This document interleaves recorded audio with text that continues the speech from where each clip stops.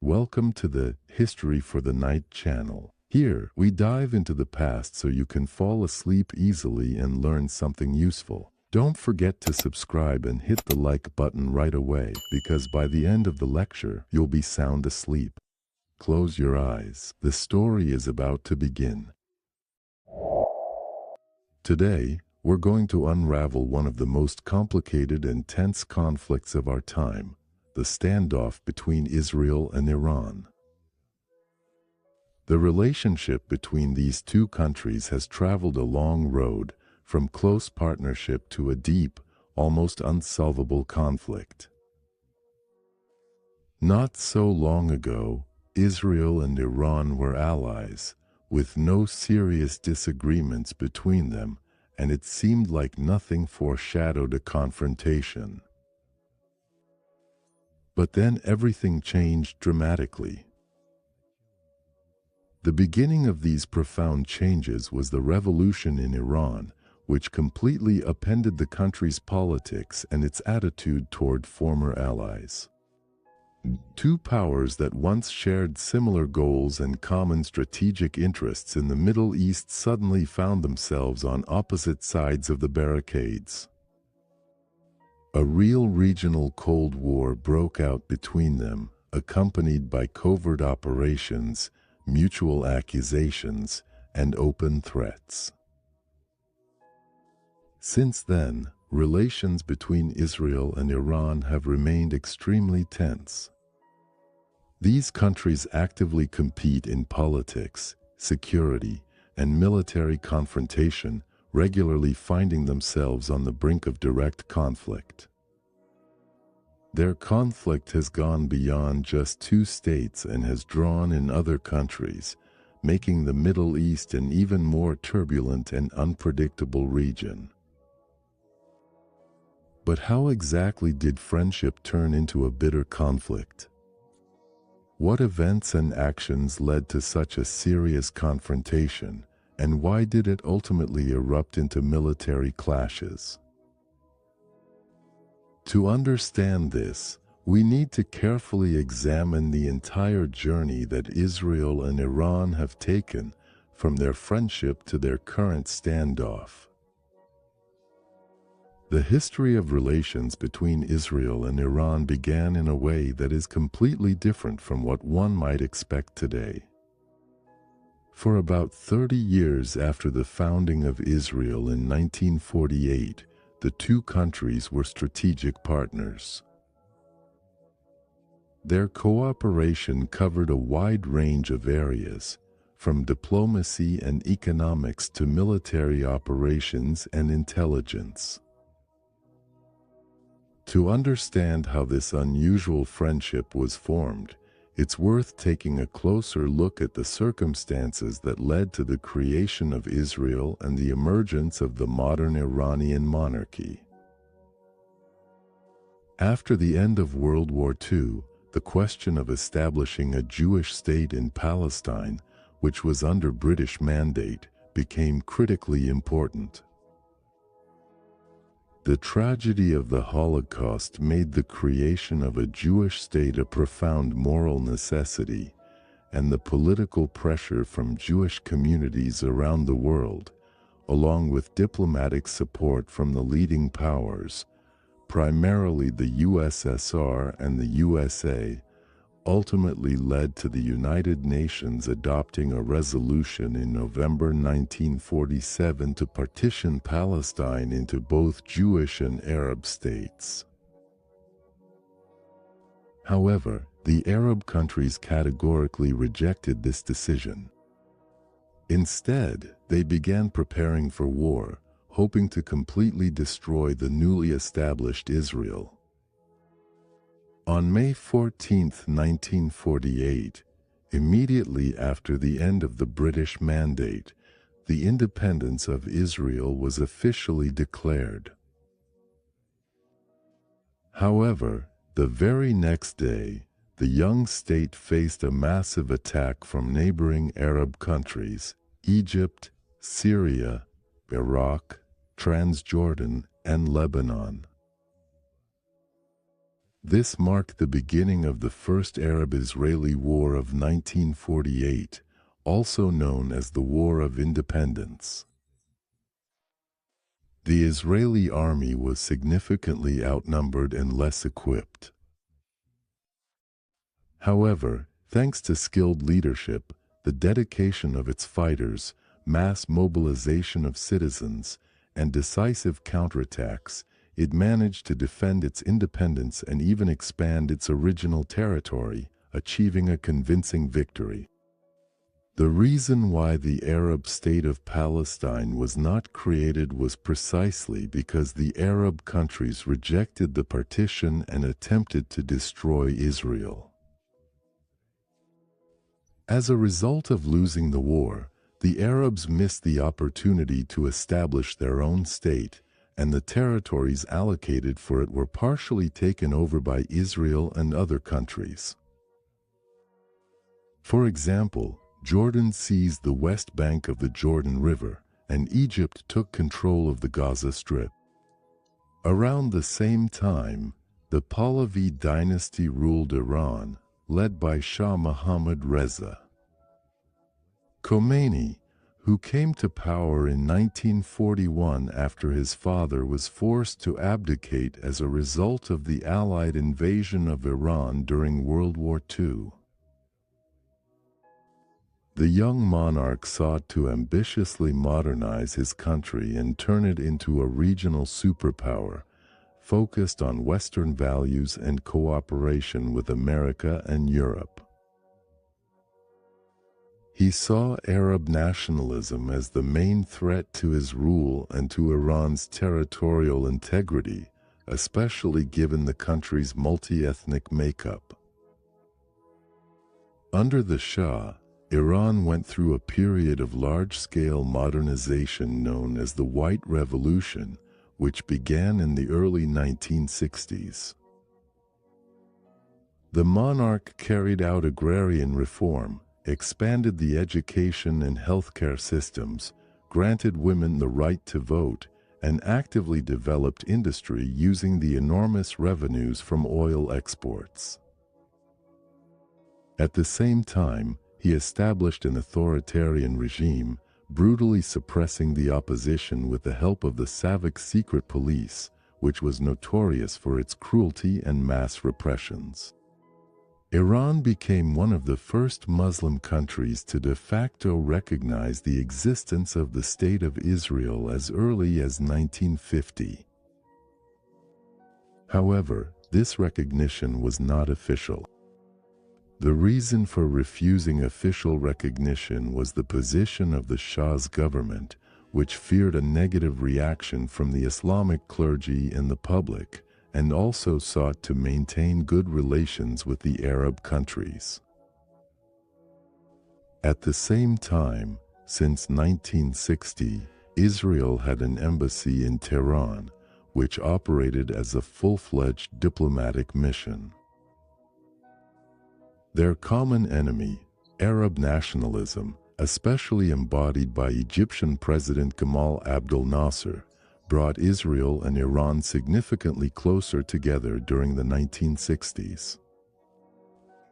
Nasser promoted pan-Arab ideas and called on the Arab world to unite against Israel and Western influence.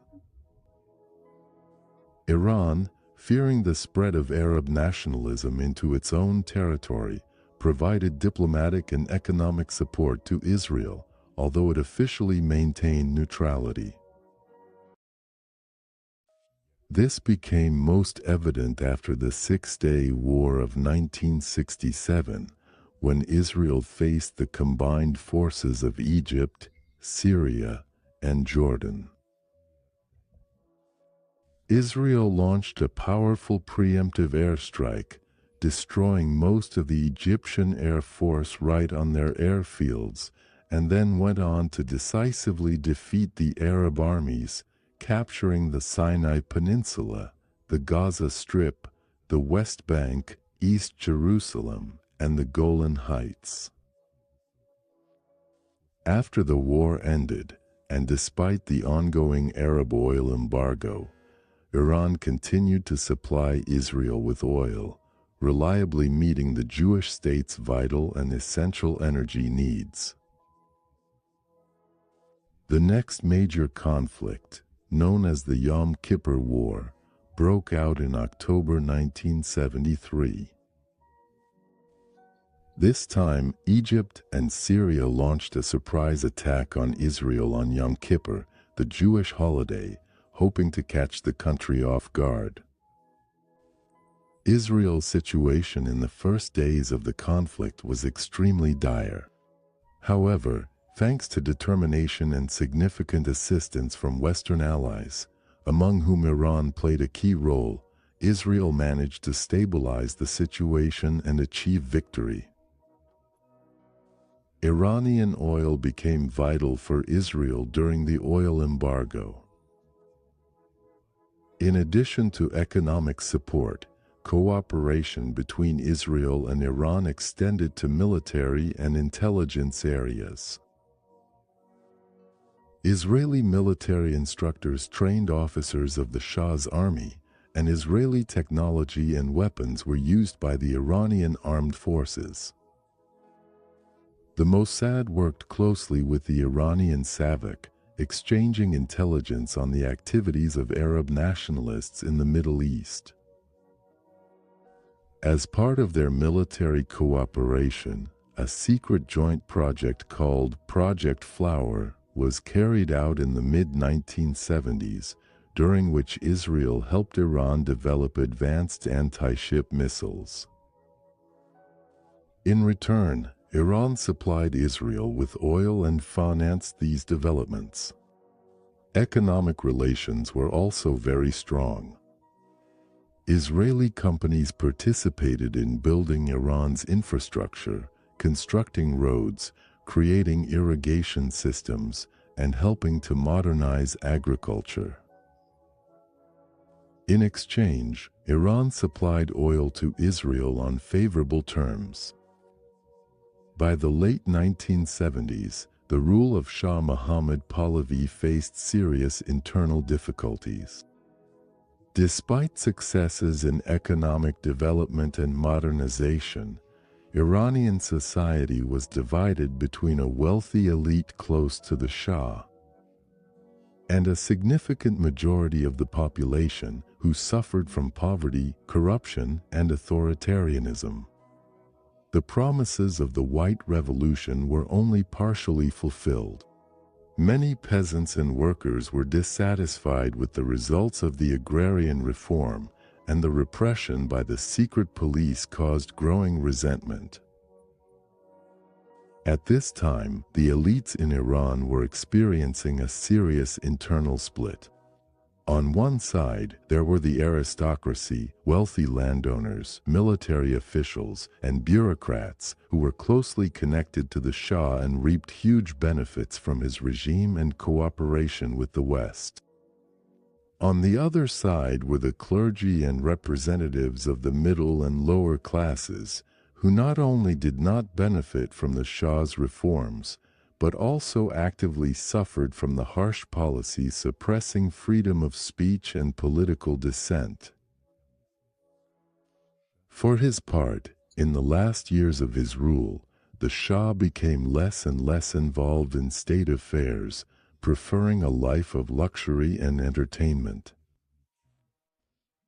The enormous expenses on lavish celebrations and festivities sparked outrage among Iranians, especially against the backdrop of growing social problems. The most striking symbol of the Shah's disconnect from reality was the grand party held in October 1971 in the ancient city of Persepolis to celebrate the 2500th anniversary of the Persian monarchy. Leaders and high-ranking guests from many countries around the world were invited to this lavish event. The event cost the budget tens of millions of dollars and was organized with unprecedented luxury, including specially constructed tents furnished with precious furniture, lavish dishes, and exquisite drinks brought in from Europe. All of this took place at a time when a significant portion of Iran's population lived in poverty and lacked basic necessities. This party was received extremely negatively by Iranian society, sparking widespread outrage and deepening the divide between the Shah and his people. The Shah's policy of aligning more closely with Western countries, especially the United States and Israel, was particularly controversial. The conservative clergy, which had traditionally played a significant role in Iranian society, sharply condemned the Shah for his overly Western lifestyle, the secularization of society, and excessive dependence on foreign allies. Anti-American and anti-Zionist sentiments among the population were growing stronger, turning into a powerful political weapon in the hands of the opposition. The central figure of the revolution was Ruhollah Khomeini, an influential Shiite cleric who had been forced to leave Iran back in 1963, mainly because of his open opposition to the Shah's regime. Khomeini held the title of Ayatollah, which in Shia Islam means sign of God, and is given to the most respected and authoritative religious leaders who possess deep knowledge of Islamic law and theology. Thanks to this title, Khomeini enjoyed tremendous power and influence among devout Iranians. From exile, Khomeini actively spread his ideas, calling for a return to traditional Islamic values and the rejection of Western influence. He sharply criticized Israel and the United States, accusing them of trying to colonize and corrupt the Muslim world. By the mid-1970s, Khomeini's speeches were already being distributed through audio recordings and underground publications, reaching millions of people. His popularity was rapidly growing, especially among young people, students, and members of the poorer segments of the population who had become disillusioned with the Shah's promises and his Western model of modernization. The revolution began in January 1978 with mass protests in the city of Qom, and then spread to Tehran and other major cities. With each passing month, the demonstrations became larger and more violent. The Shah tried to suppress the protests by force, but the army and police could no longer effectively control the situation, and many soldiers began to side with the rebels. By the end of 1978, Shah Mohammad Pahlavi was virtually powerless and was forced to leave Iran, flying abroad into exile. On February 1, 1979, Ayatollah Khomeini returned to Iran, greeted by millions of supporters as a hero and the savior of the country. Khomeini quickly took control of the revolution and began implementing radical changes. He proclaimed the creation of the Islamic Republic, founded on the principles of Sharia law, and made anti-Americanism and anti-Zionism the official ideology of the new state. For Khomeini, Israel was not just an enemy, but the main symbol of Western imperialism, colonization, and the oppression of Muslims. The new government closed the Israeli embassy in Tehran and completely severed diplomatic relations, declaring Israel its main adversary. Soon after, on November 4, 1979, tensions between Iran and the United States reached their peak when a group of radical students seized the American embassy in Tehran. 52 embassy staff members were taken hostage, and the embassy itself was declared a den of spies. This hostage crisis lasted for 444 days and led to a sharp deterioration in relations between Iran and Western countries, especially the United States. In response, the United States and its allies imposed large-scale economic and political sanctions against Iran, which severely restricted international trade and Iran's access to financial markets. These sanctions caused significant damage to the country's economy and became one of the reasons for its further isolation from the international community. At the same time, 6 American diplomats managed to escape during the embassy takeover and took refuge in the residence of the Canadian ambassador in Tehran. They were in serious danger. If they were discovered by Iranian authorities or radical groups, they could be arrested and accused of espionage, which would almost certainly lead to lengthy imprisonment or even the death penalty.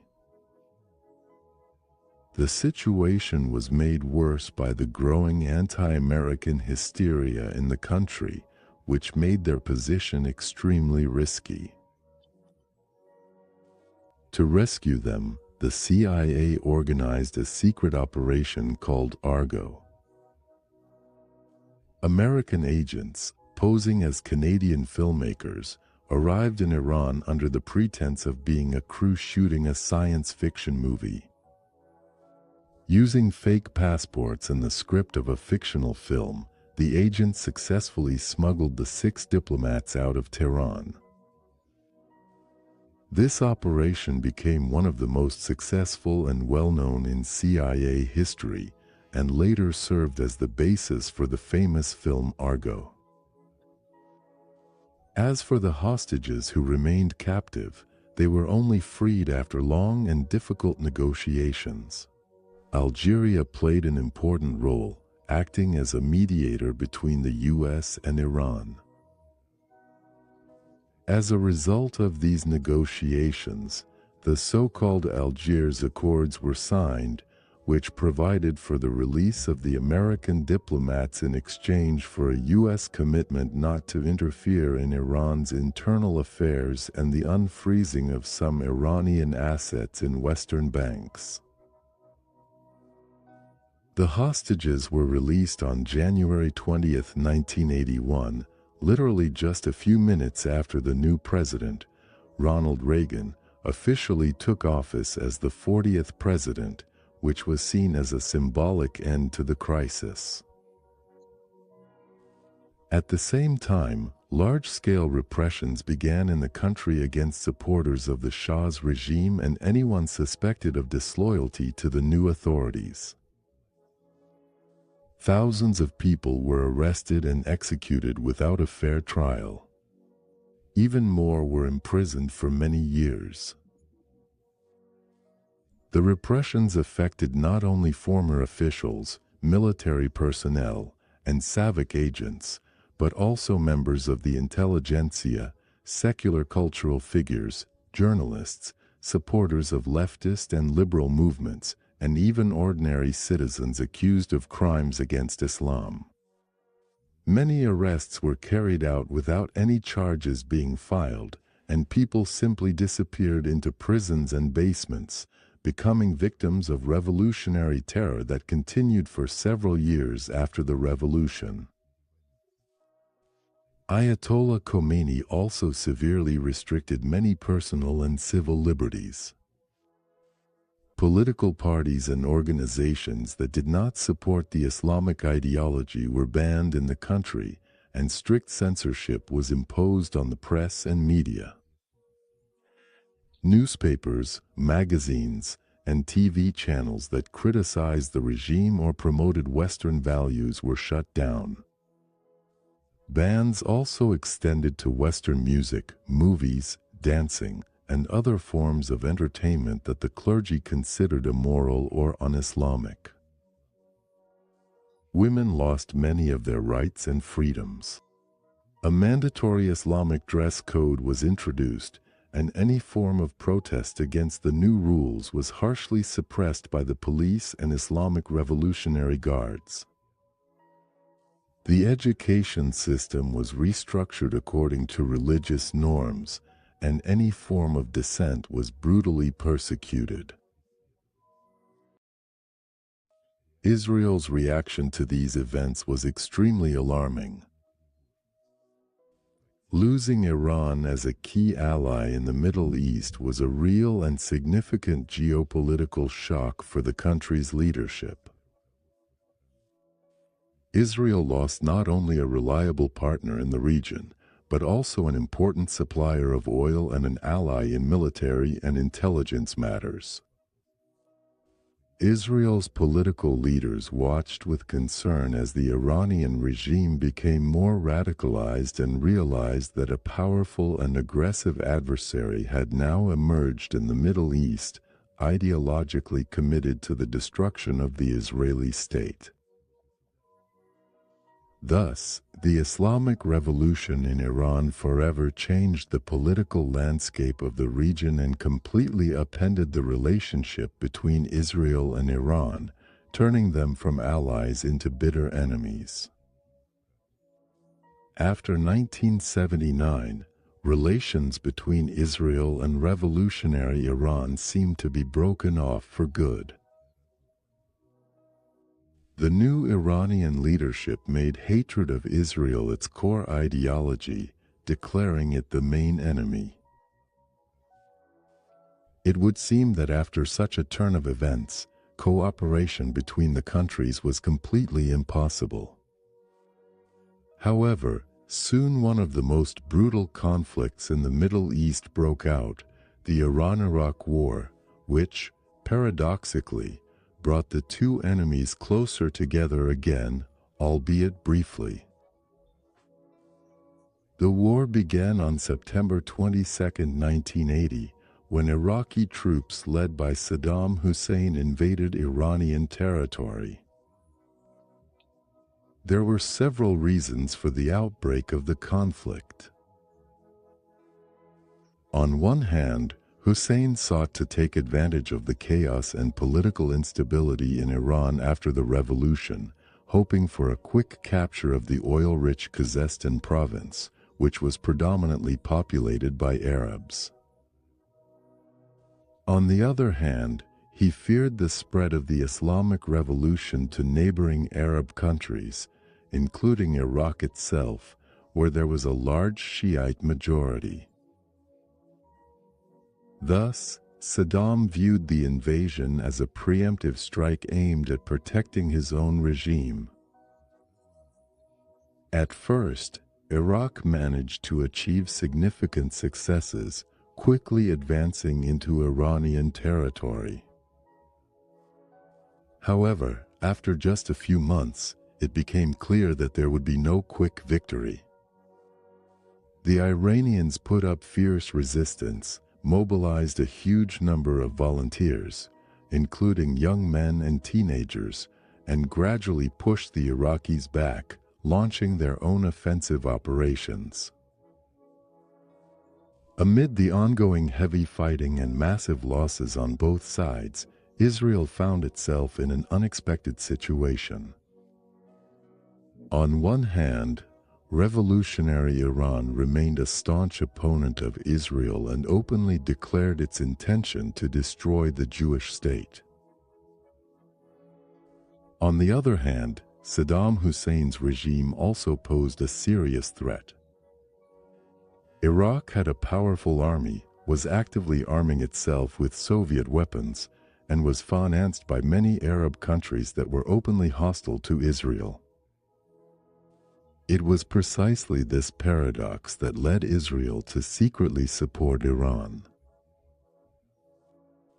The main goal of his policy was to exhaust both adversaries.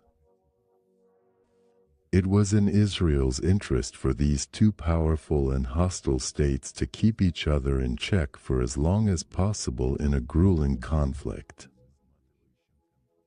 The longer the war lasted, the weaker both regimes became, and the fewer threats remained for Israel. With this goal in mind, Israel began secretly supplying weapons to Iran through complex schemes and intermediaries. The most well-known example of this activity was the secret operation called Iran-Contra. It was organized jointly by American and Israeli intelligence agencies and involved supplying weapons to Iran. This was done despite the official U.S. embargo. In return, the Iranian leadership promised to help secure the release of American hostages held in Lebanon by the pro-Iranian group Hezbollah, which was actively supported by Iranian intelligence services and the Islamic Revolutionary Guard Corps. As part of this deal, Israel supplied Iran with American anti-tank and anti-aircraft missiles, aircraft spare parts, as well as artillery shells and ammunition. The weapons reached Iran through intermediaries in third countries such as Switzerland and Portugal, as well as with the direct involvement of Israel. Despite their public anti-Israeli rhetoric, the Iranian leadership readily accepted this assistance. Since the country, under international isolation and sanctions, was in dire need of modern weapons and ammunition. This double game did not go without scandal. When, in 1986, the details of the Iran-Contra deal became known to the global public, a major political crisis erupted in America. The American leadership came under heavy criticism for supplying weapons to a radical Islamic regime, and this seriously damaged the reputation of President Ronald Reagan's administration. The international community also sharply condemned this deal. Many Western countries stated that such actions undermine efforts to end the war, and some countries in Europe and Latin America tightened sanctions against Iran, further restricting its access to international arms markets. Nevertheless, for Israel, the strategic advantages of this conflict were obvious. The war, which lasted 8 years, caused enormous damage to the economies and armies of both countries. Iran and Iraq suffered massive human losses, spent huge resources, and for many years were occupied with post-war recovery. Both states lost the ability to pose a real threat to Israel for a long time. The war ended only on August 20, 1988, with the signing of a ceasefire. The conflict ended with virtually no territorial changes and no clear winners, leaving behind millions dead and the economies of both countries in ruins. For Israel, it was a game aimed at weakening two deadly enemies at once. Despite its outward ideological irreconcilability with revolutionary Iran, this cynical but effective strategy helped Israel significantly weaken its regional adversaries and strengthen its own security for many years to come. After the end of the Iran-Iraq War and the gradual recovery of the country, Iran intensified its confrontation with Israel. However, unlike a traditional war between two states, Iran's new strategy was instead based on covert but also active support for radical groups that were actively opposing Israel. The main one among them was the Lebanese organization Hezbollah, which Iran financed, armed, and trained, although it always officially denied any direct involvement in its terrorist operations. To understand the reasons behind the emergence and strengthening of Hezbollah, it is necessary to look back at the history of preceding events. In the early 1970s, The Palestine Liberation Organization, led by Yasser Arafat, actively used Lebanese territory as a base for attacks on Israeli cities and settlements. The organization ended up in Lebanon after being expelled from Jordan as a result of a bloody conflict known as Black September in 1971. Palestinian militants relocated to Lebanon, where they established their own camps and bases for attacks on Israel. Regular shelling, sabotage operations, and terrorist attacks carried out by the militants caused numerous civilian casualties in Israel and posed a threat to its national security. In response to these attacks, on June 6, 1982, Israel launched a large-scale military operation known as the First Lebanon War or Operation Peace for Galilee. Israel's main goal was to destroy the organization's infrastructure and bases in Lebanon in order to prevent further attacks on its territory. After the expulsion of Palestinian militants from Lebanon, a new threat came to the forefront: Hezbollah. Hezbollah was officially established in 1982, shortly after the start of the First Lebanon War and Israel's invasion of Lebanon.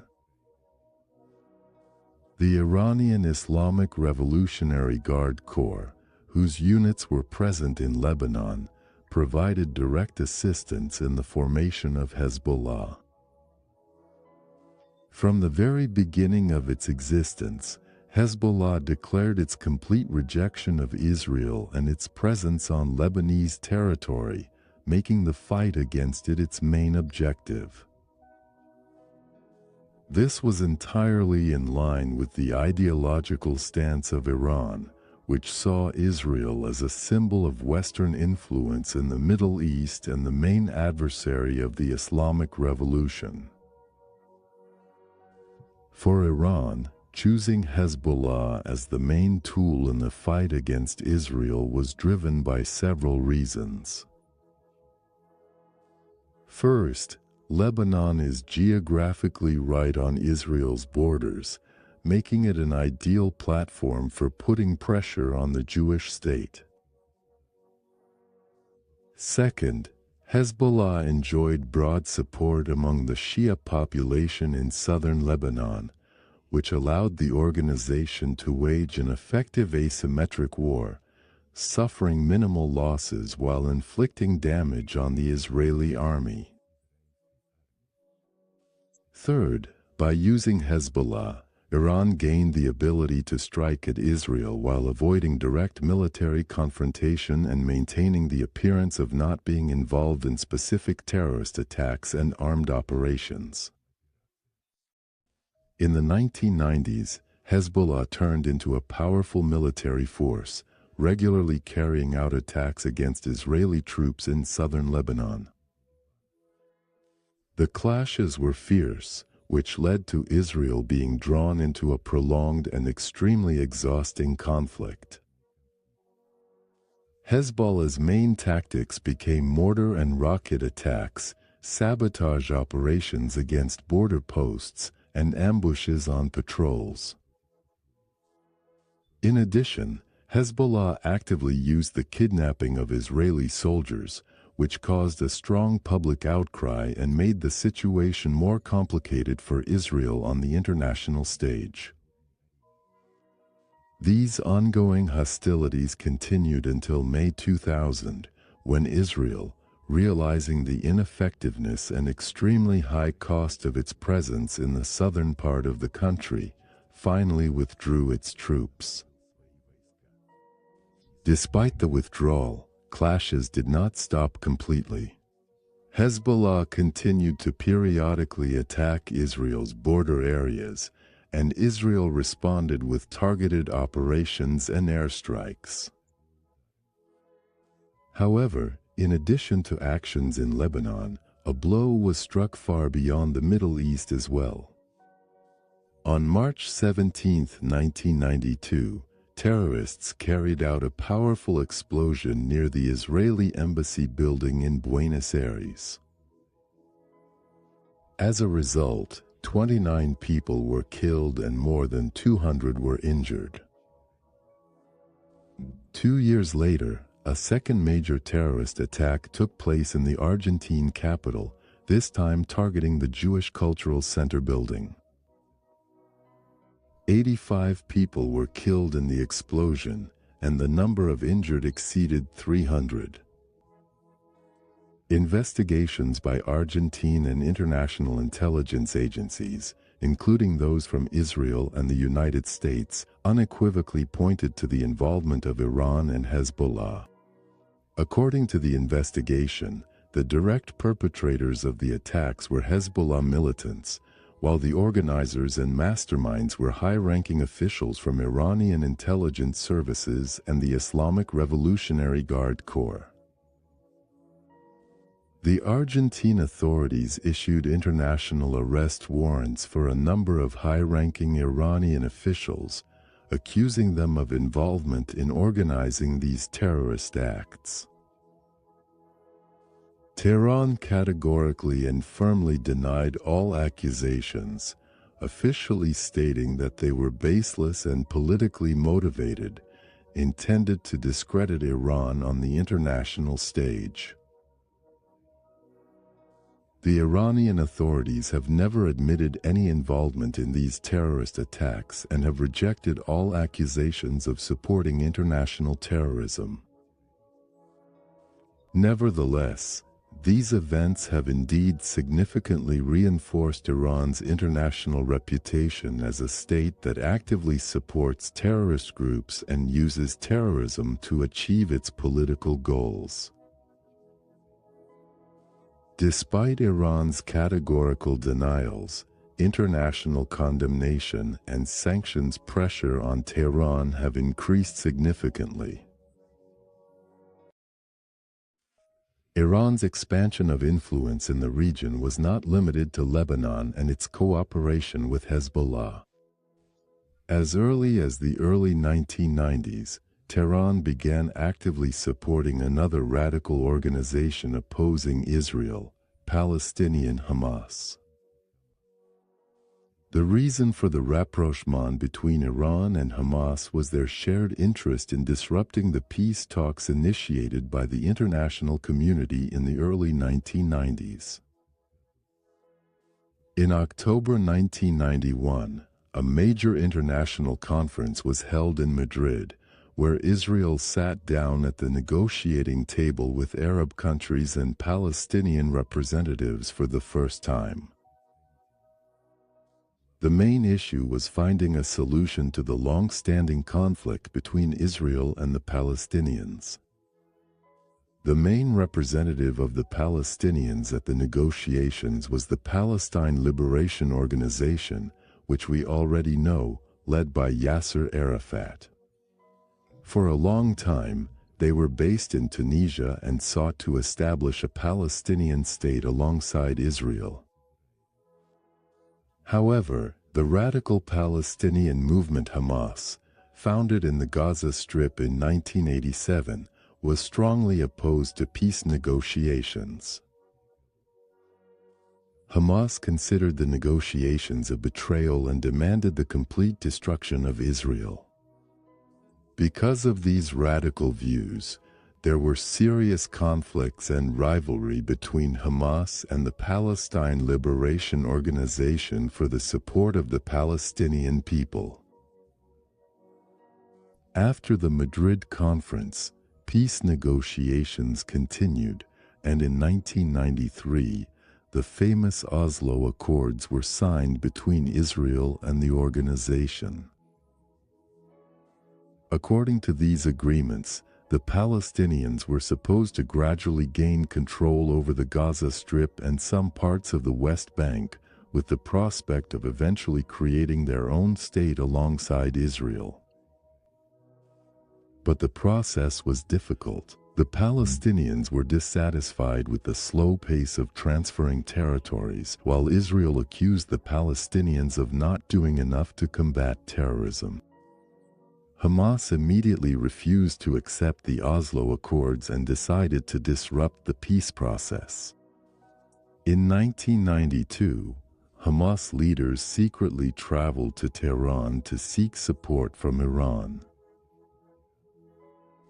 According to Israeli and American intelligence agencies, Hamas leaders met with high-ranking officers of the Islamic Revolutionary Guard Corps.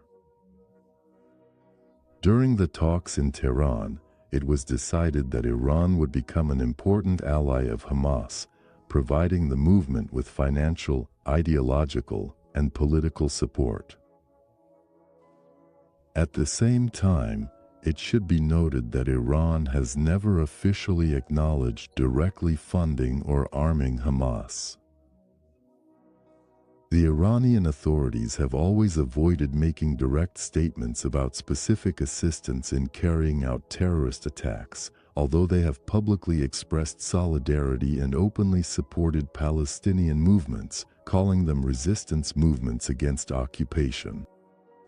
Nevertheless, Israeli and American intelligence agencies have repeatedly reported having evidence of Iran's indirect involvement in supplying Hamas with weapons and funds, as well as training its militants with Iranian instructors.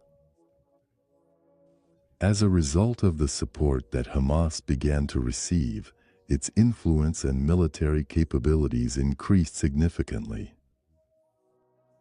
The group became capable of regularly attacking Israel from the Gaza Strip, trying to disrupt peace agreements and show Palestinians that the peace process was pointless.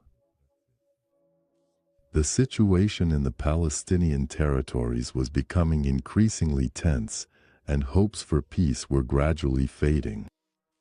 Conflicts between Israel and Hamas repeatedly escalated into full-scale wars and armed clashes.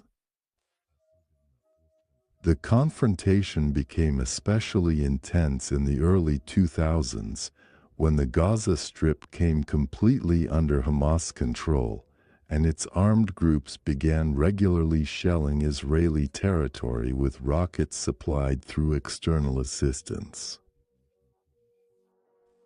In August 2005, Israel took an important step by completely withdrawing its settlements and military forces from the Gaza Strip as part of the disengagement plan. The government hoped that this unilateral move would help reduce tensions and allow the Palestinians to govern the territory themselves. However, after Israel's withdrawal, an internal struggle began in the Gaza Strip between the Palestinian movements Fatah and Hamas. Fatah is a moderate Palestinian movement that is part of the Palestine Liberation Organization and advocates for negotiations and peaceful coexistence with Israel. Hamas, on the other hand, took a radical stance, supporting armed struggle and the destruction of Israel. As a result of a bloody conflict, by 2007 Hamas had completely seized power in the Gaza Strip, driving out Fatah supporters. This led to a sharp deterioration of the situation. Rocket attacks by militants increased significantly. Israel's first major operation in response to the rocket attacks was Operation Cast Lead in December 2008. At that time, Israel carried out massive airstrikes on Gaza and launched a ground invasion aimed at suppressing the rocket capabilities. Hamas actively resisted, using weapons and tactics that their fighters had been trained in by foreign instructors. The fighting lasted for more than 3 weeks and ended with heavy losses on both sides. However, it was not possible to completely eliminate the threat to Israel. After this operation, Israel began implementing new measures to protect its citizens from rocket attacks.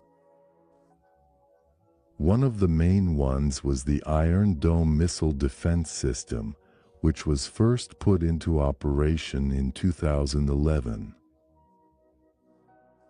The system made it possible to successfully intercept most of the rockets launched, thereby significantly reducing civilian casualties and improving Israel's defense capabilities. In November 2012, the conflict escalated again in what became known as Operation Pillar of Defense. Israel launched a series of airstrikes after rocket attacks from Gaza intensified. For the first time, Hamas militants used long-range rockets on a large scale, reaching major Israeli cities, including Tel Aviv. This conflict lasted 8 days and ended with a ceasefire agreement brokered by Egypt. The most large-scale operation was Operation Protective Edge in the summer of 2014. This time, the clashes lasted a full 50 days. Hamas actively used a network of underground tunnels, which allowed militants to move covertly and attack Israeli units. In response to this threat, Israel later launched a large-scale project to build an underground barrier wall on the border with Gaza, equipped with sensors and protective structures to prevent militants from infiltrating through the tunnels. During these conflicts, Hamas also actively used the tactic of capturing Israeli soldiers and civilians as hostages, in order to later exchange them for their own prisoners held in Israeli jails.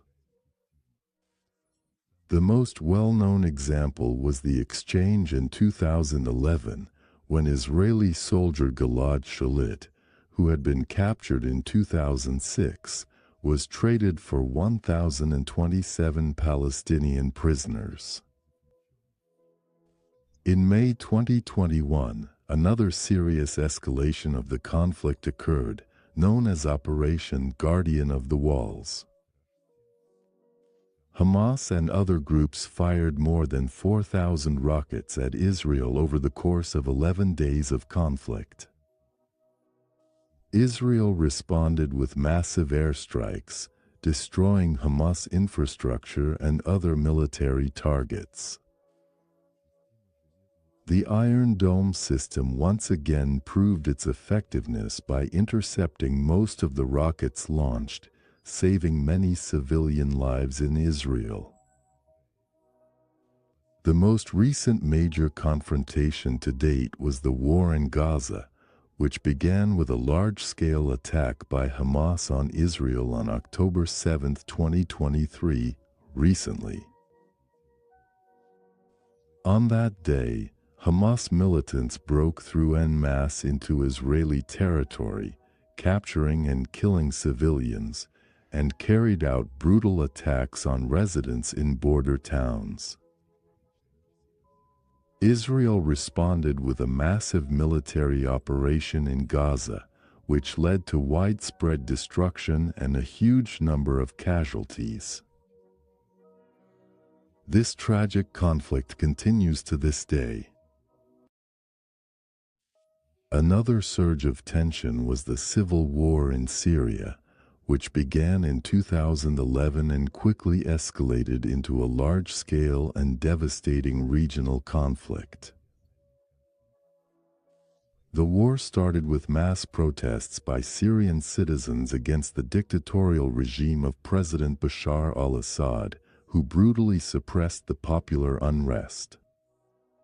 This led to an armed uprising against the Syrian government. Both moderate opposition groups and radical Islamist organizations, including groups like ISIS and Jabhat al-Nusra, rose up against Assad's regime.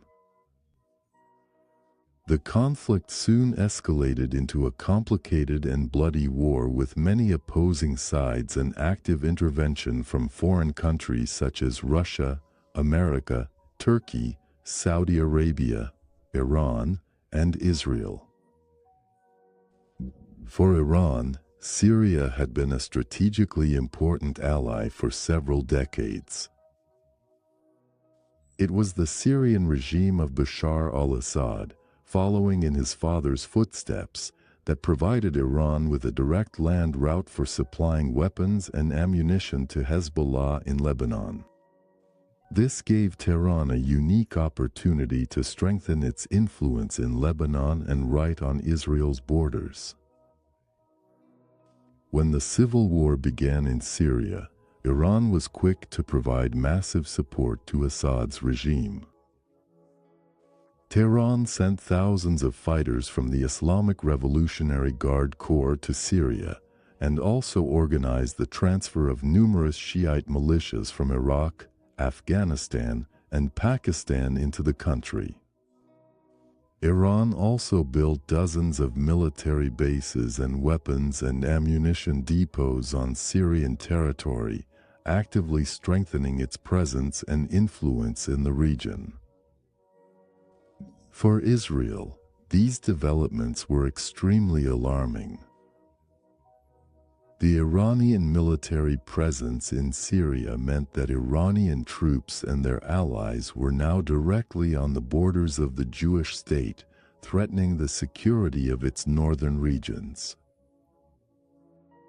Israel feared that Iranian forces could use Syrian territory not only to transfer weapons to Hezbollah, but also for direct attacks against Israeli territory.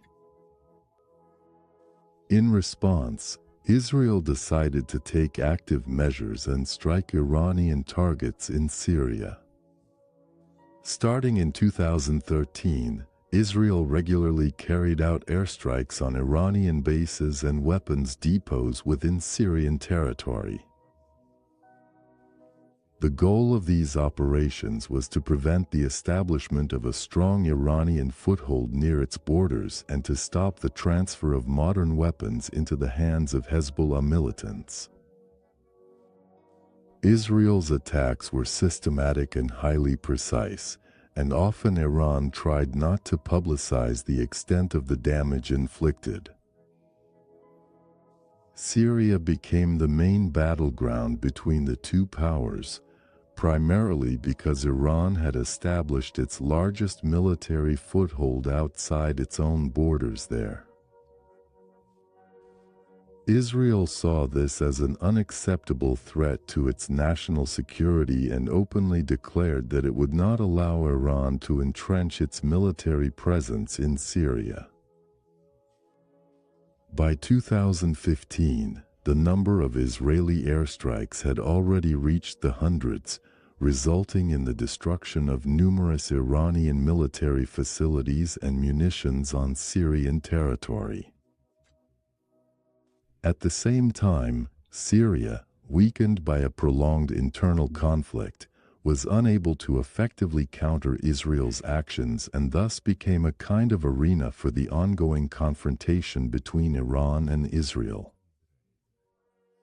Subsequently, Bashar al-Assad's regime, thanks to military assistance from Russia and Iran, was able to hold on to power and significantly strengthen its position, regaining control over most of the key territories in the country that had previously been seized by opposition forces and Islamist groups. However, the conflict has not completely ended. The country remains divided into zones of influence, with some areas controlled by Assad and others by Kurdish forces, Turkey, and the remaining pockets of Islamists and moderate rebels.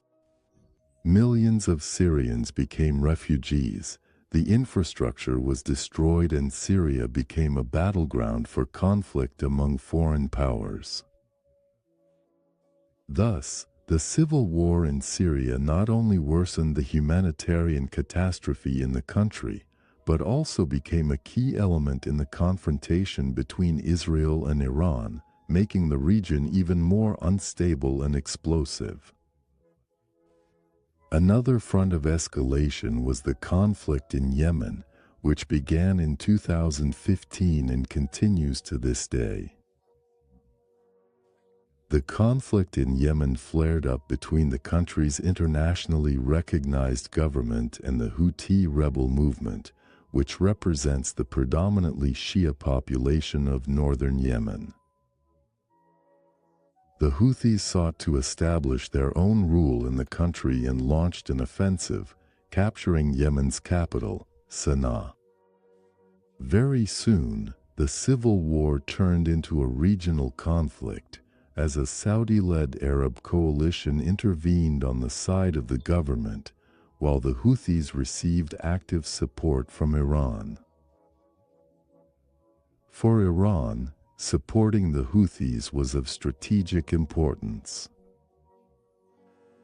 It gained the opportunity to influence yet another region located near crucial maritime routes in the Red Sea and the Persian Gulf. Iranian support included supplying weapons such as ballistic missiles and advanced drones, financial resources, and training Houthi fighters by Iranian military specialists. It was precisely thanks to this support that the Houthis began to launch powerful strikes not only on Saudi Arabian territory, but also on oil facilities and ports of other countries, including the United Arab Emirates, as well as on ships from various nations, among them vessels from the US, the UK, China, India, and several European countries. A series of attacks on commercial vessels passing through the Red Sea became especially high-profile.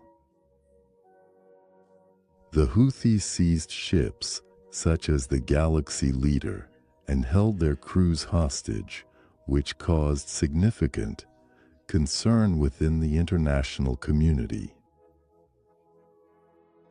In response to these actions, the United States, the United Kingdom, and several other countries launched naval operations to protect international shipping. They have increased their presence in the region and tried to limit the Houthis' ability to attack ships and port infrastructure. Israel perceives the threat from the Houthis as extremely serious. Despite Yemen's geographical distance, Israel sees a direct threat to its national security because of the Houthis' close ties with Iran and their shared ideological goals. Israeli military and intelligence services have long consistently warned that the weapons supplied to the Houthis could also potentially be used against Israel. These concerns have been confirmed in recent years, as the Houthis have repeatedly attempted to attack Israeli targets and cities, in particular, using drones and long-range missiles.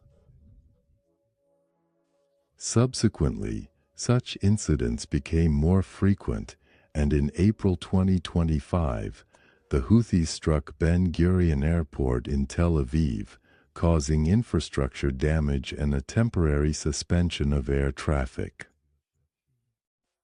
Israel, which had previously carried out covert and unofficial airstrikes on Yemen, openly acknowledged its involvement for the first time in response to the latest attack and launched massive airstrikes on Houthi targets, including the port of Hodeidah and Sana'a Airport.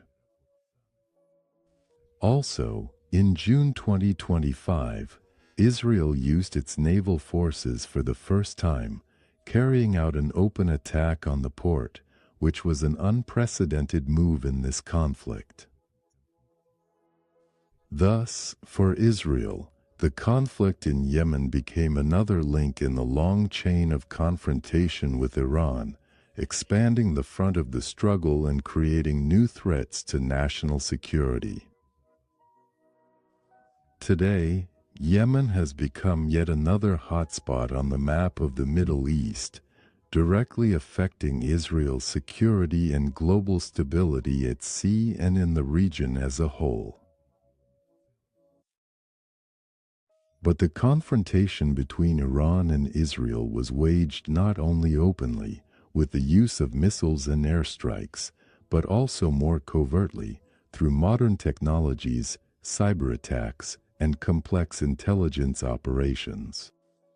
In recent years, this particular aspect of the conflict between the two countries has gained special significance and has become an important element in the struggle for regional dominance.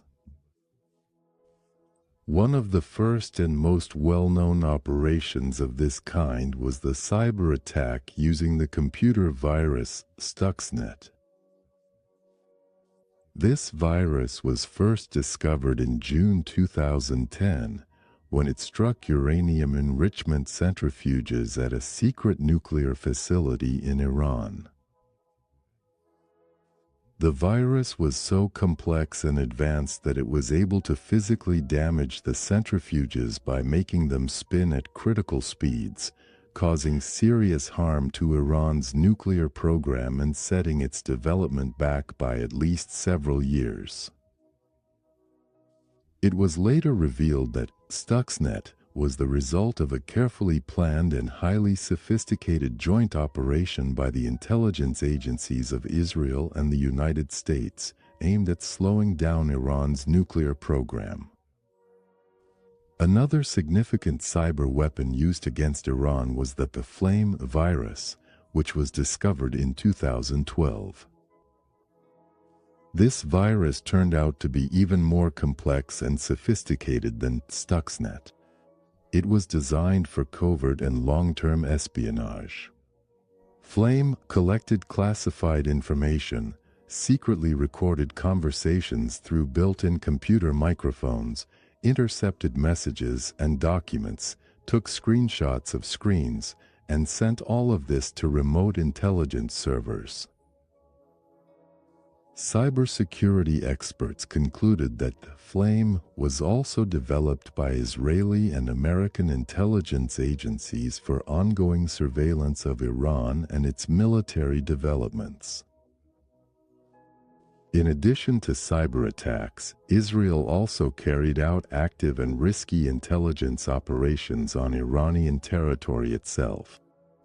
One of the most high-profile and large-scale operations was carried out by Mossad agents in January 2018. At that time, agents secretly broke into a warehouse in an industrial area of Tehran, where the secret archive of Iran's nuclear program was kept. As a result of this carefully planned and highly complex operation, more than 50,000 documents and over 160 compact disks containing detailed data on Iran's nuclear developments were taken out of Tehran. Israeli Prime Minister Benjamin Netanyahu publicly revealed the results of this operation. During a special press conference, he showed some of the stolen documents to journalists and the global public. He stated that they contain undeniable and irrefutable evidence that Iran had concealed its true intentions to develop nuclear weapons over the years for many years. This sparked a loud international reaction. America, Israel, and a number of Western countries used this evidence to tighten sanctions and increase diplomatic pressure on Tehran. Iran responded sharply and extremely negatively to Israel's actions. Official representatives of the Iranian government called the Mossad operation a propaganda and espionage act, and also accused Israel of violating international law and the country's sovereignty. Iran claimed that the documents presented were distorted and taken out of context, and that the operation itself was an attempt to manipulate global public opinion. Another high-profile aspect of Israeli special operations was a series of assassinations of Iranian nuclear scientists, key figures involved in Iran's nuclear program. Although Israel has never claimed responsibility for these killings, Western intelligence agencies and Iranian leadership have accused Mossad of organizing these assassinations, emphasizing the professionalism and precision in how operations were conducted. The assassinations of Iranian scientists were condemned not only by Iran, but also by many international organizations and human rights groups, who considered such actions illegal and in violation of international norms. Iran, in turn, did not stand idly by, developing its own cyber units and actively launching retaliatory attacks against Israeli targets. The most well-known Iranian hacker groups regularly attempted to attack Israel's critical infrastructure, including banks, power grids, water supply systems, and important government websites. One of the most serious attempts took place in April 2020, when Iranian hackers tried to break into Israel's water management systems, intending to increase the chlorine levels and thereby cause mass poisoning of the population. Israeli cybersecurity services successfully prevented the attack, but the incident caused serious concern in the country and drew the attention of the international community to the threat posed by Iranian cyber forces. The international community has repeatedly condemned both cyber attacks and operations targeting the elimination of scientists, urging both sides to avoid such aggressive actions that could lead to an escalation of the conflict and a full-scale war. Despite condemnation and diplomatic pressure, Israel and Iran continue to actively use cyber espionage and intelligence operations, considering them an effective and relatively safe way to fight each other. And now we move on to one of the most important factors in the conflict between Israel and Iran, namely, the nuclear program, which has become a central point not only in their confrontation but also in global tensions over the past decades. Let's take a closer look at how events have unfolded and why the Iranian nuclear program provokes such strong concerns and sharp reactions from the international community. The origins of Iran's nuclear program go back to the reign of Shah Mohammad Pahlavi, who, during the 1960s and 1970s, actively developed cooperation with Western countries, primarily the United States and European powers, in the field of peaceful use of nuclear energy. At that time, Iran had no need for nuclear weapons, and the Shah's interest in the nuclear program was driven by his desire to modernize the country, create modern sources of electricity, and reduce the economy's dependence on oil and gas exports. As part of these plans, Iran signed several important agreements with Western countries. In 1967, the United States and Iran signed an agreement for the supply of a research nuclear reactor. Then, in the early 1970s, a large-scale agreement was signed with the West German company Siemens to build a nuclear power plant in the city of Bushehr. This cooperation in the nuclear field did not raise much suspicion in the international community, since the programs were strictly civilian in nature and Iran was one of the key Western allies in the region. However, everything changed dramatically after the Islamic Revolution, when the Shah's regime was overthrown and Islamic fundamentalists led by Ayatollah Khomeini came to power. The new Iranian leadership declared a course toward building a strong, independent state capable of resisting Western influence and defending Islamic values. After the revolution came international isolation, the imposition of economic sanctions, the severing of nuclear cooperation with Western countries, and a sharp reassessment of Iran's approach to nuclear energy. Initially, after the revolution, the nuclear program was almost completely shut down. Many Western specialists left the country, and construction of the reactor in Bushehr was frozen for many years. However, in the 1980s, after the brutal and bloody war with Iraq, the country's leadership concluded that Iran desperately needed its own powerful military force capable of guaranteeing its security and territorial integrity. By the late 1980s and early 1990s, the international community began to suspect that Iran was seeking to develop nuclear weapons. Several factors contributed to this. First, the Iranian authorities intensified their work in the field of nuclear research. This was happening despite economic sanctions and international isolation. Second, Western intelligence agencies began to detect attempts to secretly acquire components and technologies necessary for building nuclear weapons. Third, Iran started close cooperation in the nuclear field with countries like Pakistan and North Korea, which already possessed military nuclear technologies. These events caused serious concern within the international community and drastically changed the attitude of Western countries toward Iran's nuclear program.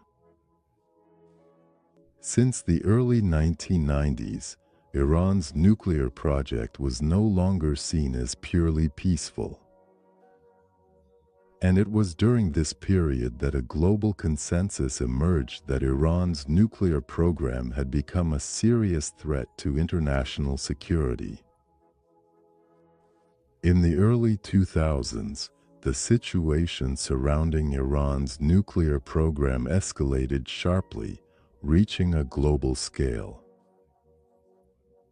One of the turning points that triggered a major international crisis was the exposure of Iran's secret nuclear facilities in August 2002. An Iranian opposition group, widely recognized as the National Council of Resistance of Iran, which is based in Paris and is composed mostly of political exiles who notably fled Iran after the Islamic Revolution, has unveiled sensational and significant information at a special press conference in Washington. The group presented the world with documents, photographs, and satellite images proving that Iran was secretly developing large-scale nuclear projects at facilities in Natanz and Iraq. According to the opposition, there was a uranium enrichment plant in Natanz with hundreds of centrifuges.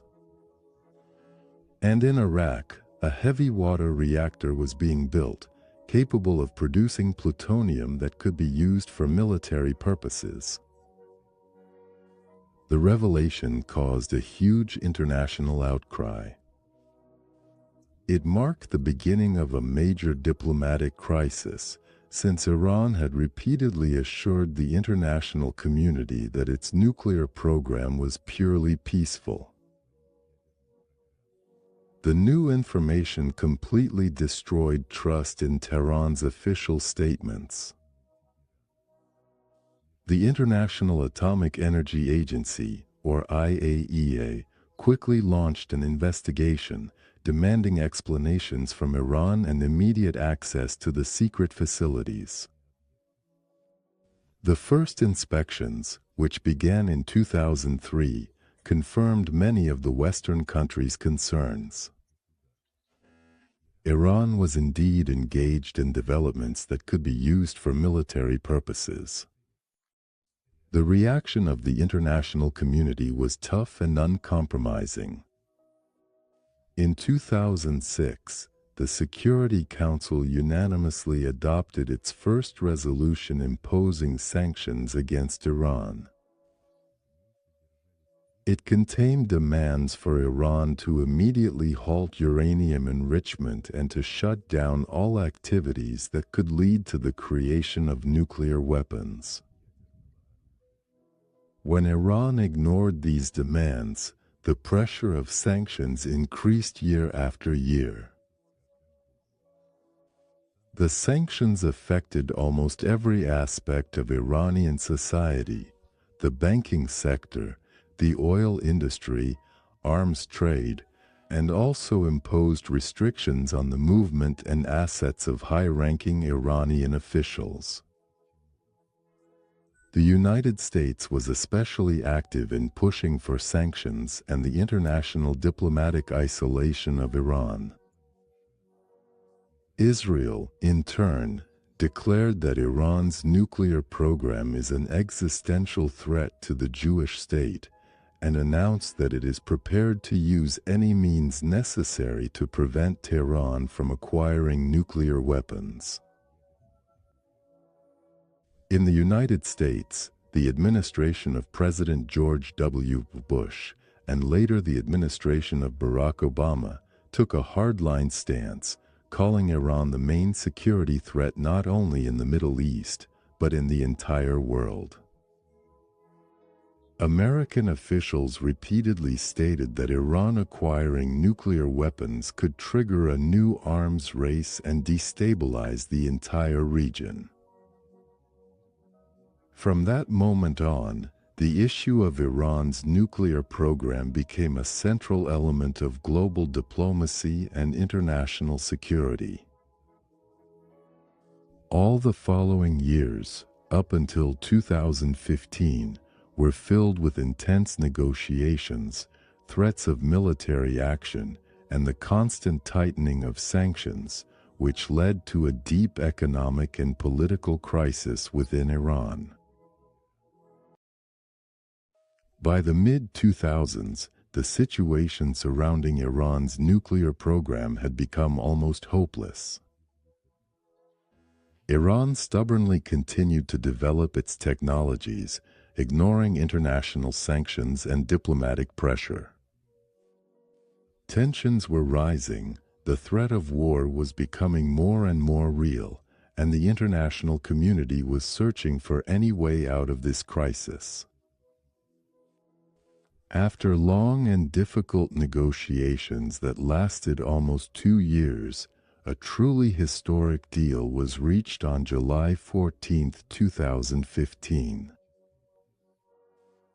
In the Austrian capital, an agreement called the Joint Comprehensive Plan of Action was signed between Iran and a group of world powers known as the P5+1, which included the United States, Russia, China, the United Kingdom, France, and Germany. This agreement, carefully crafted and complex, was intended to ease international tensions surrounding Iran's nuclear program and prevent Tehran from developing nuclear weapons. The deal set out several clear obligations for Iran.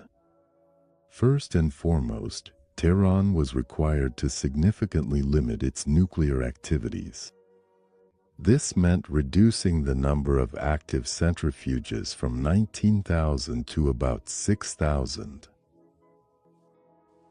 Iran was also prohibited from enriching uranium above 3.67%, which is not enough to produce a nuclear weapon. In addition, Iran committed to getting rid of 98% of its already accumulated uranium that could be used for military purposes and to ship it out of the country. The heavy water reactor in the city of Iraq, which was capable of producing plutonium for nuclear weapons, was to be fundamentally redesigned to eliminate that possibility. Furthermore, Tehran agreed to unprecedented and strict oversight by the International Atomic Energy Agency. Inspectors were granted constant access to all of Iran's nuclear facilities, as well as the ability to install cameras and modern monitoring equipment that would allow them to track every step taken by Iranian nuclear specialists. In exchange for meeting these conditions, the international community pledged to gradually lift the severe economic sanctions that had been imposed on Iran for more than 10 years. These sanctions had caused enormous damage to the country's economy, and their removal was expected to provide a powerful boost to the restoration of trade relations with the global community, the return of investors, and the normalization of life in Iranian society. On January 16, 2016, the IAEA confirmed that Iran had fulfilled all the main requirements of the agreement. On the same day, many of the international sanctions that had been previously imposed were officially lifted or significantly eased. This allowed Iran to gradually begin rebuilding its economy, resume oil trade, and gain access to assets that had been frozen abroad, which sparked great optimism both within Iran and among international investors. That's why the deal was called historic. For the first time in decades of tension, threats, and constant suspicion, the international community was able to reach an agreement with Iran. President Barack Obama called this agreement a victory of diplomacy over war and a chance for the whole world, emphasizing that the deal rules out the possibility of Iran obtaining nuclear weapons in the foreseeable future and provides a peaceful way to resolve the issue. World leaders and many experts sincerely hoped that this agreement would put an end to a dangerous confrontation and become the foundation for stability in the Middle East. However, not all countries welcomed the deal with enthusiasm. One of its most vocal and consistent critics was Israel. Prime Minister Benjamin Netanyahu, immediately after the agreement was reached, called it a historic mistake, claiming that the deal does not block Iran's path to nuclear weapons, but merely temporarily freezes its nuclear program, allowing Tehran to keep a significant part of its nuclear infrastructure and continue secret development. In Israel, it was believed that lifting the sanctions would strengthen the Iranian regime, increase its influence in the region, and boost funding for terrorist organizations. Serious concerns about the deal were also expressed by Saudi Arabia, the United Arab Emirates, Bahrain, and other Arab states of the Persian Gulf, who considered Iran their main regional rival. These countries were convinced that after the sanctions were lifted, Iran would receive not only economic support, but also additional resources to expand its military and political activities in the Middle East. Despite the significant hopes placed on the nuclear deal, the agreement was unable to put an end to the deep mistrust between Iran and the Western countries. In May 2018, an event occurred that completely changed the situation surrounding Iran's nuclear program. U.S. President Donald Trump announced the decision to withdraw from the agreement, calling it the worst deal in history and a dangerous illusion. Trump's decision was driven by his firm belief that the agreement does not address the main issues, namely, that it does not prevent Iran's missile development. In addition, Trump criticized the limited duration of the agreement, arguing that it merely postpones the problem. The decision for America to withdraw was made shortly after Israel presented to the world a large archive of secret documents, which had been secretly taken out of Tehran by the Mossad intelligence agency, as we mentioned earlier. These documents proved that Iran was actively developing nuclear weapons up until 2003 and continued to keep documentation, technical data, and plans even after formally abandoning the military component of its program. Although the archive did not contain any evidence that Iran actively continued military development after the agreement was signed, it confirmed previous suspicions and increased distrust toward Iran's intentions. The IAEA stated that the documents obtained only confirm previously held suspicions and require further thorough inspections. The U.S. withdrawal from the deal led to the immediate reinstatement of the harshest sanctions, which the Trump administration called a policy of maximum pressure. The newly imposed restrictions virtually paralyzed the Iranian economy. Banking operations were blocked, oil exports were severely limited, and many international companies left the country out of fear of falling under American sanctions. The Iranian economy faced a serious crisis, made worse not only by external sanctions, but also by internal problems, corruption, economic inefficiency, and poor management. This triggered a powerful wave of public protests and social discontent within the country. At the same time, European countries, Russia, and China expressed deep disappointment with Trump's decision, insisting on preserving the agreement and urging Iran to comply with the terms of the deal despite the American withdrawal. The Europeans even tried to support Iran by creating a special financial mechanism called INSTEX, which was intended to help bypass American sanctions and continue trade with Iran. However, in practice, this mechanism turned out to be almost useless because European companies were afraid of falling under U.S. sanctions. In response to America's actions, Iran announced that it no longer intended to abide by the restrictions and began gradually withdrawing from its commitments under the agreement.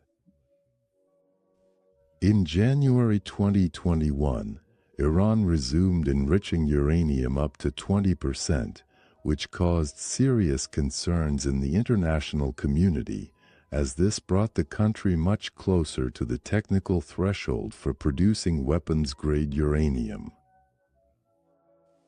Already in April, after a major act of sabotage by Israel at the Natanz facility, Iran sharply increased its enrichment level to 60%, making the issue of the nuclear threat relevant and extremely alarming once again.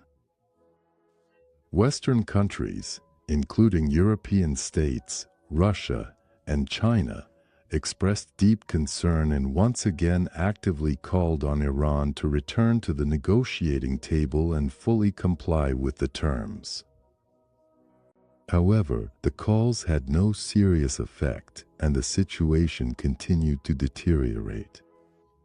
At the same time, the so-called shadow war between Israel and Iran intensified sharply. Israeli intelligence agencies carried out a series of bold and unprecedented operations aimed at sabotaging and destroying Iranian nuclear facilities.